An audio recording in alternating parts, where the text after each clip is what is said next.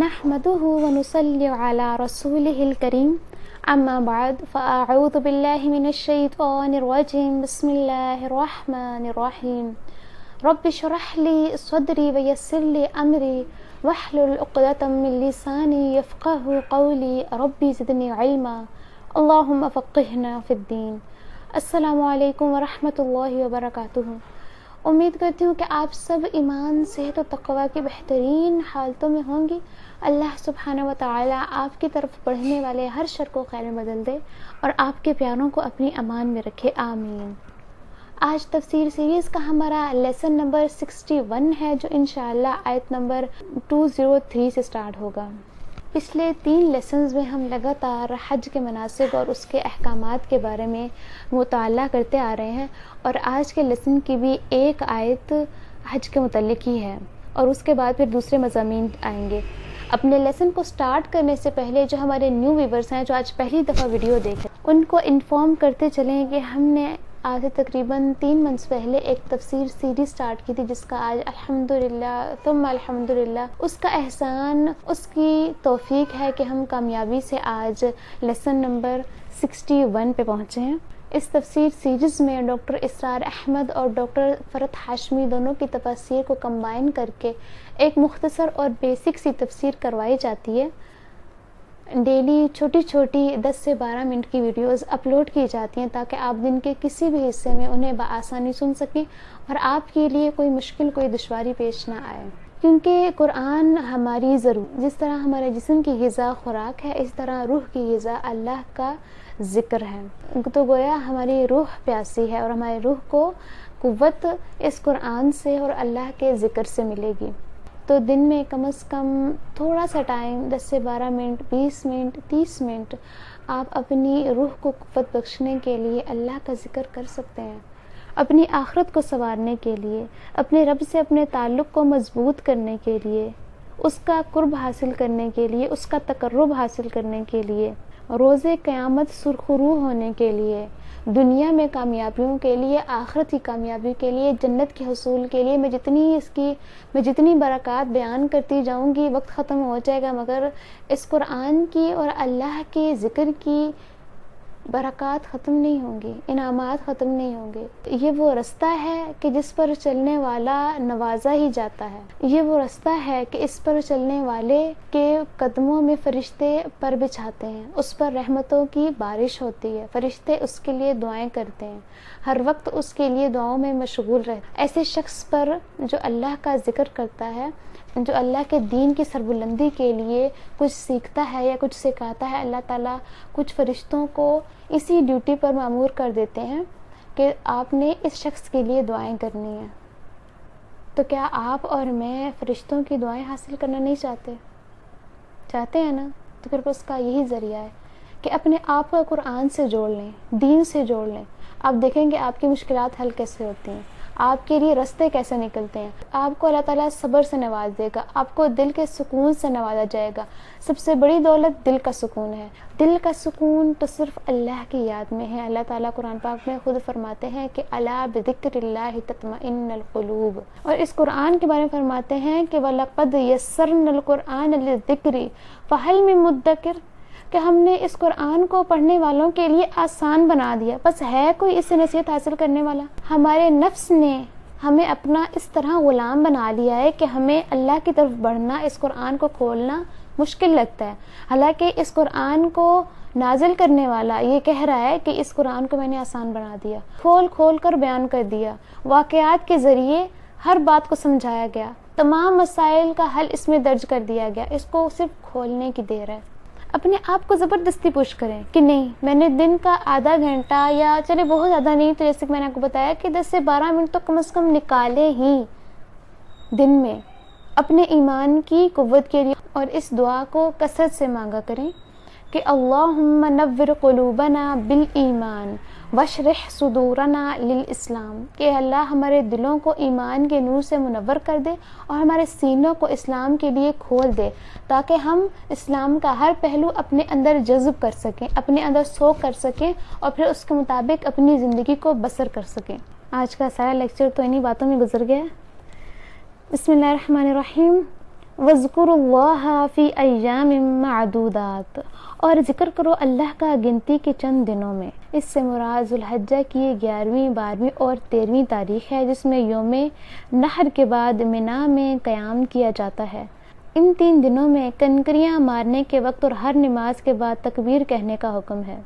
دیگر اوقات میں بھی ان دنوں میں تکبیر اور ذکر الہی کثرت سے کرنا چاہیے۔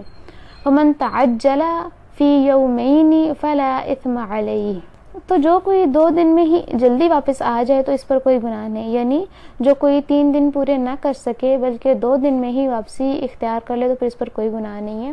اگر اس کو کوئی مجبوری ہو، کوئی بیماری آ جائے یا خدا نہ خواستہ کوئی ریلیٹیوز میں کوئی مشکل آ جائے، کوئی وفات کسی کی ہو جائے اللہ نہ کرے، تو پھر اگر کسی کو مجبوراً واپسی آنا پڑتا ہے تو پھر اللہ تعالیٰ دیکھ رہے ہیں، اس شخص کو کوئی گناہ نہیں ہے۔ ومن تأخر، اور جو پیچھے رہے، یعنی جو منا میں ٹھہرا رہے اور 3 دن کی مقررہ مدت کو پورا کرے، فلا اثم علیہ لمن اتقى، تو اس پر بھی کوئی گناہ نہیں بشرطیہ وہ تقوی اختیار کرے۔ اصل چیز تقوی ہے، پرہیزگاری ہے، بچنا ہے۔ جو کوئی زمانہ حج میں پرہیزگاری کی روش اختیار کرے گا تو اس پر اس بات میں کوئی گناہ نہیں کہ وہ منا میں 2 دن قیام کرے یا 3 دن۔ اللہ تعالیٰ کے ہاں اس کا اجر محفوظ ہے۔ اگر کسی شخص نے منا میں قیام تو 3 دن کیا لیکن تیسرے دن اس نے کچھ اور ہی حرکتیں شروع کر دیں تو اس لیے کہ اس کا جی اکتا گیا اور طبیعت کے اندر ٹھہراؤ نہیں ہے، تو پھر تیسرا دن اس کے لیے کچھ خاص مفید ثابت نہیں ہوگا۔ اصل چیز جو اللہ تعالیٰ کے ہاں قبولیت کے لیے شرط لازم ہے وہ تقوی ہے۔ پھر آگے فرمایا واتقوا اللہ واعلموا انکم الیہ تحشرون، تو اللہ کا تقوی اختیار کرو اور خوب جان رکھو کہ یقیناً تمہیں اسی کی طرف جمع کر دیا جائے گا، تم سب کے سب ہانک کر اسی کی جانب لے جائے جاؤ گے۔ وَمِنَ النَّاسِ مَن يُعْجِبُكَ قَوْلُهُ فِي الْحَيَاةِ الدُّنْيَا، اور لوگوں میں سے کوئی شخص ایسا بھی ہے جس کی باتیں تمہیں بہت اچھی لگتی ہیں دنیا کی زندگی میں۔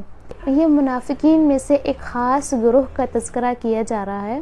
منافقین میں سے بعض تو ایسے تھے کہ ان کی زبانوں پر بھی نفاق واضح طور پر ظاہر ہو جاتا تھا، لیکن منافقین کی ایک قسم وہ تھی کہ بڑی چاپلوس اور چرب زبان تھی۔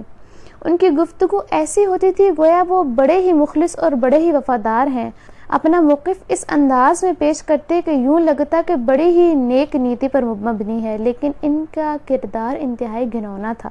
ان کی ساری بھاگ دور رسول اللہ صلی اللہ علیہ وآلہ وسلم اور اسلام کی مخالفت کی راہ میں ہوتی تھی۔ ان کے بارے میں فرمایا جا رہا ہے کہ لوگوں میں سے بعض ایسے بھی ہیں جن کی باتیں دنیا میں تو آپ کو بہت اچھی لگتی ہیں، وَيُشْهِدُ اللَّهَ عَلَى مَا فِي قَلْبِهِ، اور وہ اللہ کو بھی گواہ ٹھہراتا ہے اپنے دل کی بات پر۔ ان کا انداز کلام یہ ہوتا ہے کہ میں جو کچھ کہہ رہا ہوں اللہ جانتا ہے کہ خلوص سے کہہ رہا ہوں، اپنی نیک نیتی سے کہہ رہا ہوں۔ منافق کی ایک خصوصیت یہ بھی ہے کہ وہ اپنے آپ کو قابل اعتماد ثابت کرنے کے لیے بات بات پر قسم کھاتا ہے۔ وَهُوَ أَلَدُّ الْخِصَامِ، حالانکہ فی الواقع یعنی کہ اصل میں وہ شدید ترین دشمن ہے۔ اس کی زبان پر مت جاؤ، اس کی چاپلوسیوں پر مت جاؤ، اس کی قسموں پر یقین مت کرو، وہ دراصل تمہارا سب سے بڑا دشمن ہے۔ وَإِذَا تَوَلَّى سَعَى فِي الْأَرْضِ، اور جب بھی وہ پیٹھ پھیر کر جاتا ہے تو زمین میں بھاگ دوڑ کرتا ہے۔ لِيُفْسِدَ فِيهَا وَيُهْلِكَ الْحَرْثَ وَالنَّسْلَ، تاکہ اس میں فساد مچائے اور کھیتی اور نسل تباہ کر دے۔ یہ لوگ جب آپ صلی اللہ علیہ وسلم کے پاس سے ہٹتے ہیں تو ان کی ساری بھاگ دوڑ اس کے لیے ہوتی ہے کہ زمین میں فساد مچایا جائے اور لوگوں کی کھیتیاں اور جانیں تباہ کر دی جائیں۔ واللہ لا يحب الفساد، اور اللہ تعالیٰ کو تو فساد برپا کرنا بالکل بھی پسند نہیں ہے۔ وَإِذَا قِيلَ لَهُ اتَّقِ اللَّهَ أَخَذَتْهُ الْعِزَّةُ بِالْإِثْمِ، اور جب اس سے کہا جاتا ہے کہ اللہ سے ڈرو تو جھوٹی عزت نفس اس کو گناہ پر اور جما دیتی ہے۔ جب ایسے شخص سے کہا جاتا ہے کہ تم اللہ کا خوف کرو، اللہ سے ڈرو، تم باتیں ایسی خوبصورت کرتے ہو اور عمل اتنا گھنونا ہے، ذرا سوچو تو صحیح۔ تو اس کو اس کی جھوٹی انا عزت نفس گناہ پر مزید جما دیتی ہے. وہ گناہ پر گناہ کرتا جاتا ہے، ضد میں آ کر، اپنی انا میں آ کر گناہوں کے انبار لگاتا چلا جاتا ہے.